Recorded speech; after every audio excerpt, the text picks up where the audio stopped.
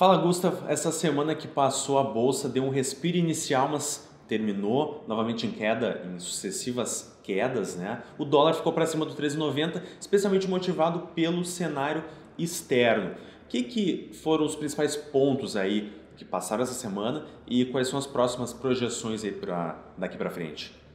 Pois é, Lucas, lembra que a gente tinha comentado na semana passada que a questão dos emergentes, ela estava tomando um corpo e a gente também estava envolto digamos, num fervo maior das eleições. Foi exatamente isso que aconteceu.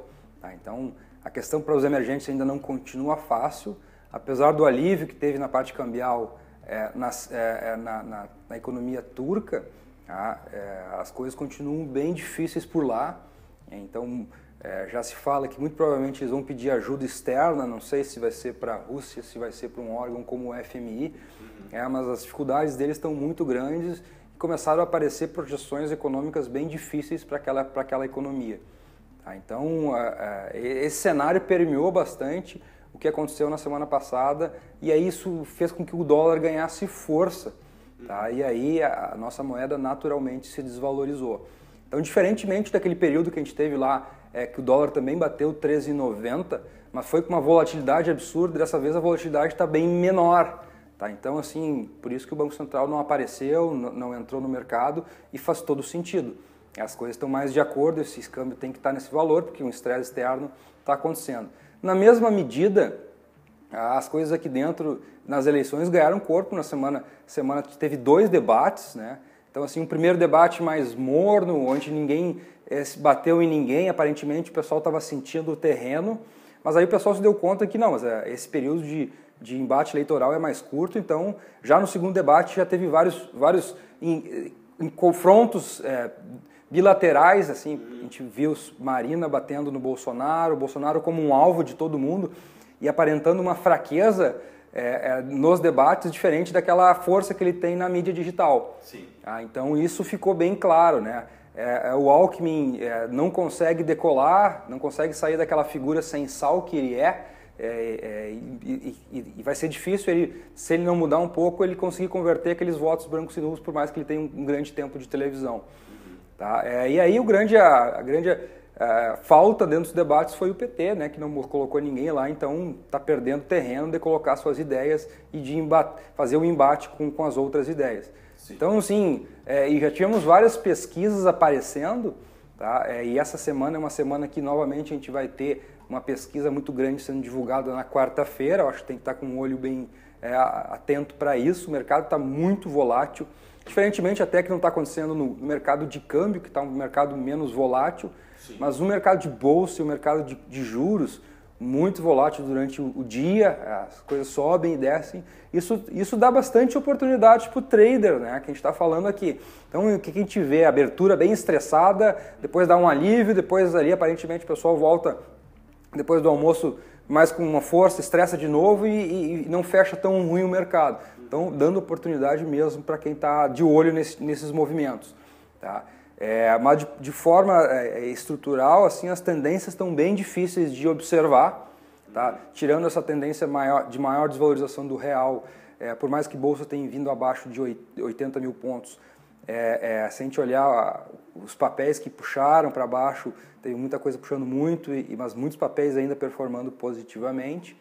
E a mesma coisa no cenário de câmbio, de curva de juros, tá? Os contratos oscilando muito durante o dia, tá? O que dá oportunidade para quem está atento para esse tipo de coisa. Nessa semana é uma semana do ponto de vista econômico mais amena. A gente vai ter nos Estados Unidos lá, eu acho que o principal ponto é a ata do FONC, tá? E aqui dentro a gente tem IPCA 15, então não tem muita coisa grande acontecendo. De novo, eu acho que o grande foco será as eleições, tá? Será as pesquisas, será os comportamentos dos candidatos e até que essa questão jurídica que está permeando o PT tem chance de ter novidade aí e tem que ficar atento para isso. Perfeito. Então, na tua visão, os debates e as pesquisas eleitorais ainda vão definir muito aqui o nosso cenário externo. Vou te perguntar agora sobre bolsa, câmbio e juros, como a gente faz para o nosso investidor, o trader que quer ficar ligado. Quais são os pontos, as projeções agora para a próxima semana? Começando pelo mercado de câmbio, tá?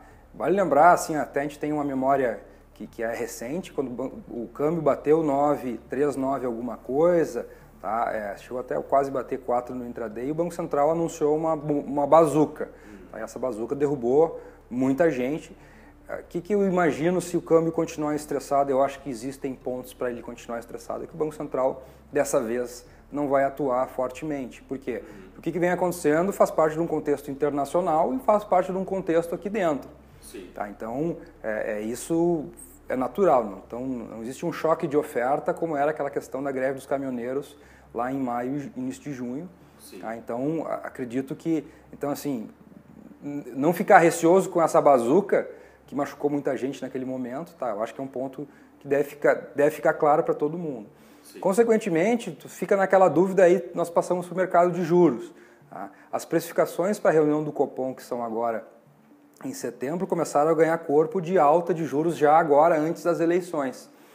E é um embate bem válido. Tá? Se é que vale a pena subir juros agora antes das eleições, ou você espera, se tiver que subir juros, você espera mais um pouco.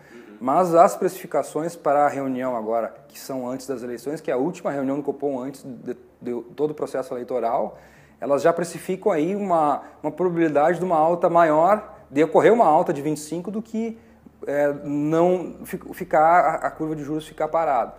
Então ali aquela parte curta da curva está fervendo dia a dia com as apostas aí de Selic subindo já nesta reunião. Tá? E nesse contexto de deterioração do setor externo, vias emergentes, a curva longa puxou bastante. Então o prêmio na curva longa, inclusive, aumentou um pouco mais. Tá? O spread entre a parte curta e longa cresceu, ou seja, a curva ficou mais inclinada, mais difícil de subir. Tá? Ou seja, aumentou o prêmio na parte longa da curva. E aí quando a gente parte para a Bolsa, mesmo com o CDS, que é um indicativo de, digamos, de taxa de desconto, que vale muito...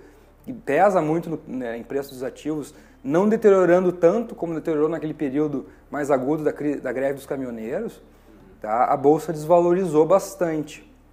E aí fica a questão de fazer o stock picking, porque muita coisa está indo muito para baixo, mas tem coisa aí que está permeando e segurando. Tá? Então essa acho que é o tom que vai ficar. Tá? Talvez um tom mais defensivo, de papéis mais ligado a pagador de dividendos ou ligado ao setor externo, ganharam um pouco de corpo nesse momento, ou até mesmo com baixa correlação com o índice de forma geral, ganharam um pouco de corpo nesse momento. Tá? Então, assim, eu acho que é o tom que deve manter essa semana, que é uma semana que quando a gente olha para o geral está difícil, mas quando a gente começa a pontuar algumas coisas específicas, não é isso que está acontecendo. Tá? Então, acho que é esse comportamento dos mercados que deve permear ao longo dos próximos dias e a semana deve estar dentro disso.